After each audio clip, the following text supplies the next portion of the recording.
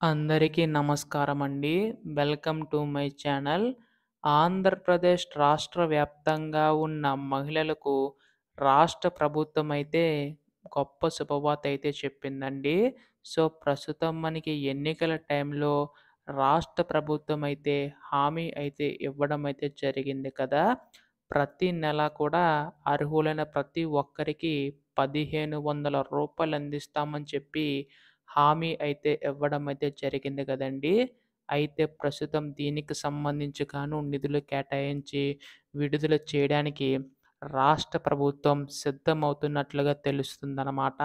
అయితే ఈ యొక్క నిధులు ఎప్పుడు విడుదల కానున్నాయి? అలాగే దీనికి సంబంధించిన షరతులేంటి? అర్హులెవరు? అనేది ప్రతీదీ కూడా ఈ వీడియోలో పూర్తి సమాచారం అంతా కూడా తెలుసుకుందామండి. వీడియోనైతే ఎక్కడా కూడా ఆపకుండా చివరి వరకు అయితే చూడండి. అంతకంటే ముందు చాలామంది వీడియోనైతే చూస్తున్నారు గానీ, సబ్స్క్రైబ్ అయితే చేసుకోవడం లేదు. ఎవరైతే సబ్స్క్రైబ్ చేసుకుంటారో, నేను పెట్టే ప్రతి చిన్న లేటెస్ట్ అప్డేట్ కూడా రాష్ట్ర ప్రభుత్వం సంబంధించి ఏ అప్డేట్ ఇచ్చినా గానీ, మీకైతే ముందుగా తెలియజేస్తానండి. అందుకోసం వెంటనే ఛానల్‌నైతే సబ్స్క్రైబ్ చేసుకోండి. అలాగే వీడియోకైతే లైక్ చేయండి. దీని ద్వారా మరికొంతమందికి ఈ సమాచారం అయితే అందుతుంది. అలాగే మీ తోటి వారందరికీ కూడా వీడియోనైతే షేర్ చేయండి. వారు కూడా తెలుసుకోగలుగుతారు. ఇంకా ఆలస్యం చేయకుండా వీడియోలోకైతే వెళ్ళిపోదాం. ప్రస్తుతం రాష్ట్ర ప్రభుత్వం ఎన్నికల టైంలో అనేక హామీలనేవైతే ఇవ్వడం అయితే జరిగింది కదండీ! అందులో భాగంగానే మనకి ఈ యొక్క ఆడవాళ్ళందరికీ కూడా, మహిళలందరికీ కూడా ప్రతి నెల రూ. 1,500 అందిస్తామని చెప్పి హామీ అయితే ఇవ్వడం అయితే జరిగింది కదా! ప్రస్తుతం ఈ యొక్క నిధులనేవి విడుదల చేయడానికి రాష్ట్ర ప్రభుత్వం సిద్ధమవుతున్నట్లు తెలుస్తుందండి. కాకపోతే అందరికైతే రావన్నమాట. దీనికి సంబంధించి గాను కొన్ని షరతులనేవైతే ఉన్నాయండి. అవి ఏంటంటే ప్రస్తుతం మనకి 18 ఏళ్ళు పైబడి ఉన్నవారికి మాత్రమే ఈ యొక్క నిధులనేవి ఇచ్చే అవకాశం ఉందండి. అది కూడా పెళ్ళైన వారికే అని చెప్పి చాలామంది అడగవచ్చు. పెళ్ళైన వారికే ఇస్తారండి. కాకపోతే పెళ్లి కాని వారికి కూడా ఇస్తారు. అది ఎలాగంటే మనకి ప్రస్తుతం ఎవరైతే చదువుకుంటారో అంటే చదువు మధ్యలో ఆపేసి ఉంటారో వారికైతే ఇచ్చే అవకాశం ఉందండి. ఇంకా చదువుతూ మనకి నిరుద్యోగ భృతి కోసం ఎదురు చూస్తున్నారు అంటే మనకి నిరుద్యోగ భృతి చూసుకుంటే ప్రతి నెల కూడా రూ. 3,000 ఇస్తామని చెప్పి హామీ అయితే ఇవ్వడం అయితే జరిగింది కదండీ! అందులో భాగంగానే మనకి అందులో ఆడవాళ్ళు, మగవాళ్ళకి కూడా ఇస్తారు. ప్రస్తుతం ఆడవాళ్ళకి ఎవరికైతే వస్తుందో వారికైతే రాకపోవచ్చండి. అలాగే మనకిక్కడ పెన్షన్ తీసుకుంటున్న వారు ఎవరైతే ఉంటారో వారికి కూడా రాదనమాట.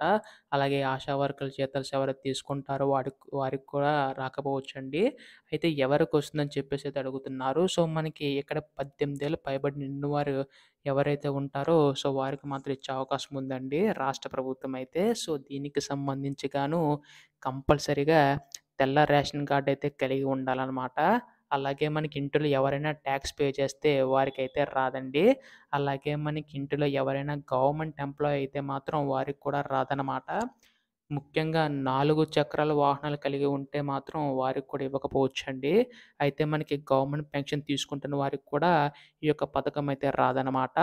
దీనివల్ల కేవలం అర్హత కలిగిన వారిని మాత్రమే గుర్తించి వారికైతే ఈ యొక్క ఆడబిడ్డ నిధి పథకం సంబంధించి గాను నిధులనేవైతే విడుదల చేసి అందించే అవకాశం ఉందండి రాష్ట్ర ప్రభుత్వం అయితే. అయితే ప్రస్తుతం రాష్ట్ర ప్రభుత్వం ఈ యొక్క నిధులనేవి ఎప్పటినుంచి విడుదల చేస్తుందని చెప్పేసి చాలామంది అడుగుతున్నారు.